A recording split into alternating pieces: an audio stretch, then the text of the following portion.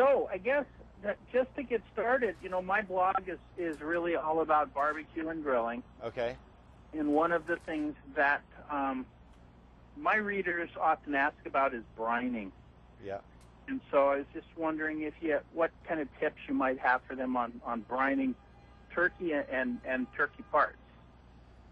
Well, any type of white protein does much better in a brine. I tend to do very heavy sodium, so I do a lot of salt. As much as 4 cups to a gallon of water, and I'll usually do half that amount of sugar or brown sugar. And then if I want to add a spice like cayenne or a seasoned salt, I'll then add it at half the amount of the sugar, and then I go for 24 hours. Some people add vinegar.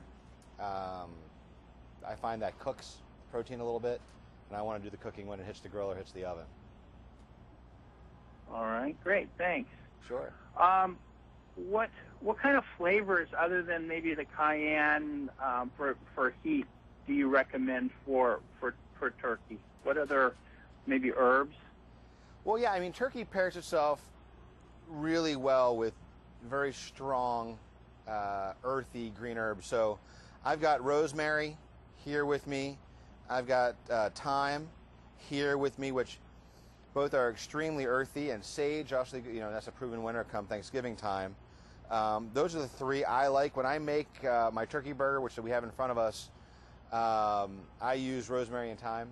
I've got some grilled jalapenos that you can dice up and put in it if you don't want to put it on it. So there's lots. Typically, green goes well with it. That's in my opinion, at least. So, since you got the turkey burgers there, what are some tips on getting the perfect turkey burger? I know I get a lot of people. The biggest problem with cooking anything on the grill for people is overcooking. Yep. So what's the best way to keep from overcooking those turkey burgers? Well, when you're dealing with ground turkey, you're dealing with a very lean protein, and lean proteins cook very fast. They've got less moisture in them. So what I do is I've got a pound of turkey breast in front of me. I'm going to add a 1/4 cup of diced portobello mushroom. That's going to add a significant amount of moisture to the party, so it's going to slow down that internal cooking a little bit. And then I'm also going to add an equal amount of a Danish blue cheese, which is very stinky and very rich and very deep. But that also will add another depth of flavor and also bring some moisture to the party. I just hit it with salt. I hit it with pepper. I got my rosemary and my thyme that I drop in there. And then it's literally ready to form it up, and to the grill it goes. Mix it really well.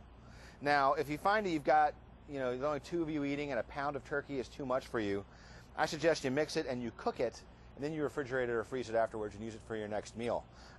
Quick point, while I'm forming these burgers, you can visit eatturkey.com for all the information you need on turkey, the benefits of turkey, techniques, and all the recipes that we're going to talk about today. So that's a good resource, eatturkey.com. All right, so I've got my patty now made.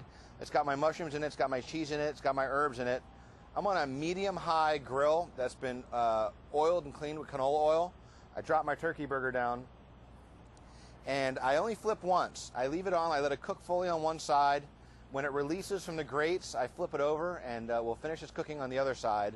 Now, with turkey, as you know, time isn't your gauge, temperature is. So I have my handy-dandy probe thermometer that everybody should have who's barbecuing, and I pull that turkey burger off at 165 degrees. I then know it's done.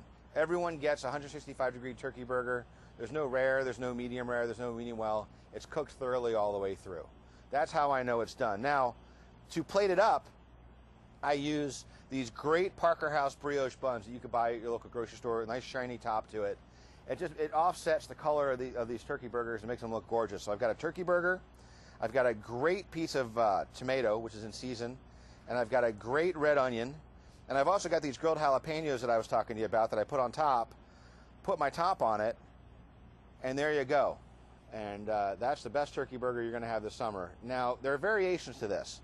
So as you were asking, what are some tips for your barbecue enthusiasts?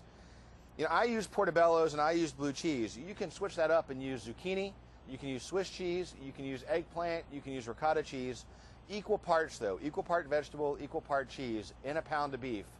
And that'll help you with your moisture and your depth of flavor makes a big difference on this product. And it also helps it hold up. It doesn't fall apart on the grill, it doesn't dry out.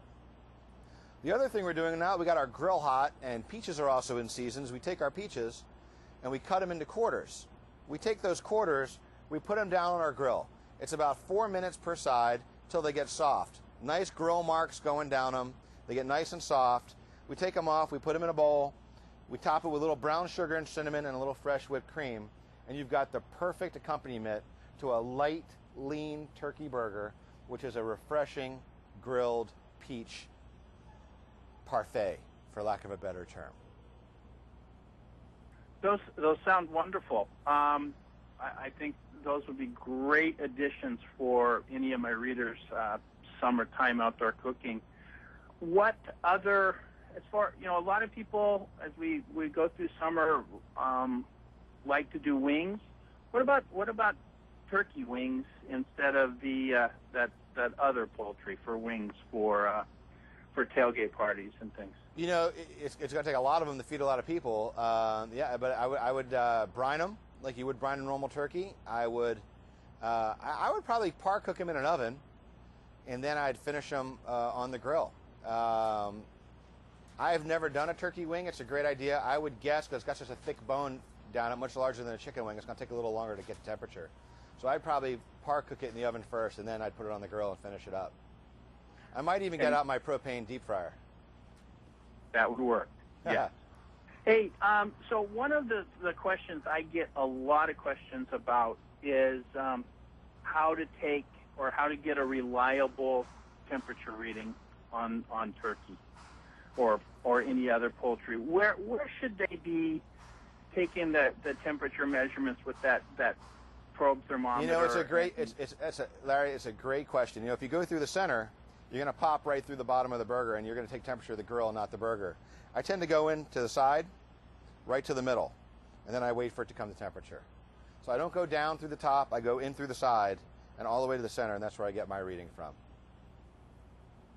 All right.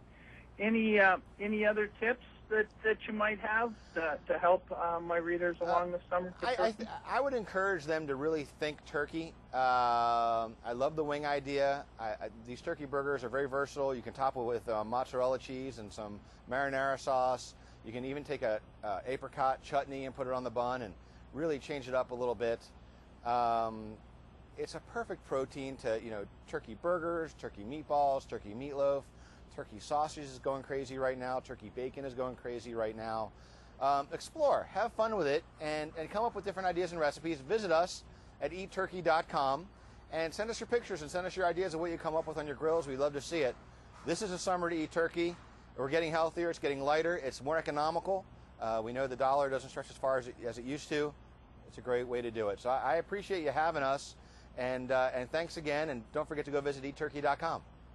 Great. Thanks a lot, Mark. Really Thank you. appreciate it. Bye.